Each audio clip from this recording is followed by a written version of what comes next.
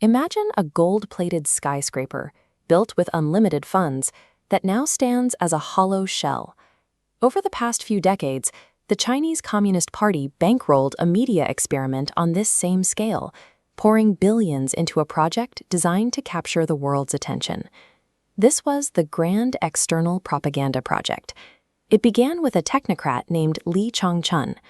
While traveling abroad, Li listened to a few state TV reporters and envisioned a global media empire that could replicate China's domestic messaging on a worldwide scale. Li's plan rested on a single assumption, that the party could take the same top-down information model used inside China and export it directly to the rest of the world. To execute this, Beijing focused on the hardware. They bought foreign television channels, purchased prime advertising space in major international newspapers, and adopted the visual style of global news networks. But an audience's trust is not a commodity that can be purchased like a broadcasting time slot. Global news leaders, institutions like the New York Times, the Wall Street Journal, or the BBC, did not emerge overnight through a government grant. Their authority grew over decades.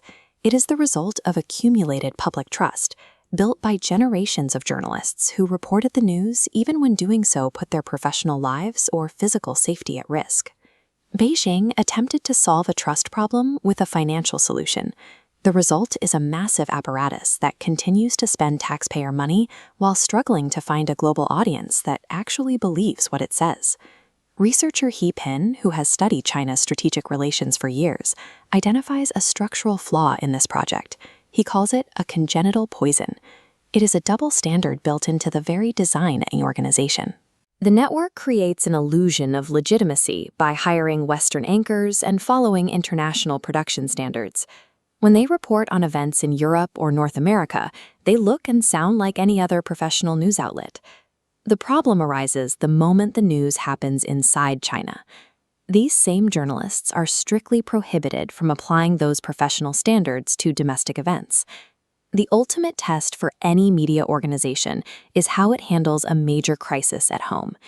In Beijing, in Hong Kong, and during the early days of the outbreak in Wuhan, the world watched as these specific geographical flashpoints became a stress test that the state's media machine could not pass. During these crises, the objective mask vanishes. The organization stops acting like a news outlet and reverts to its primary function, acting as a mouthpiece for the state. Audiences recognize this shift immediately. There is a baseline human desire for truth, and viewers quickly identify when political narratives are prioritized over reality. This rejection isn't limited to the West. In Africa, where China has spent billions on infrastructure and media saturation, the results are the same. Despite the heavy investment and the close geopolitical ties between governments, local populations often turn away from the state-sponsored broadcasts. Instead of watching the well-funded state media available to them, audiences in these regions frequently go out of their way to tune into legacy Western broadcasters, like the BBC. Trust and the desire for unvarnished reality operate independently of geopolitical strategy. This basic human requirement for truth cannot be overwritten by investment. The global media landscape is a self-validating ecosystem that has evolved over a century. It is a network of information that naturally identifies and rejects messaging that doesn't meet its standards of proof. He Pin argues that propaganda and journalism are built on opposite logics. Propaganda is a monologue of power, a one-way transmission of instructions from the top down. Real journalism is the structural, adversarial questioning of power. It is designed to push back, investigate, and challenge the monologue. This creates a deep cognitive dissonance. You cannot use the logic of a one-way monologue to compete in a global ecosystem built on inquiry. The system simply cannot function under those conditions. The failure is built into the party's own structure. An organization that forbids questioning at home cannot create a media outlet that survives in a global environment where relentless questioning is the fundamental rule. In the end, the Grand External Propaganda Project serves as an expensive mirror.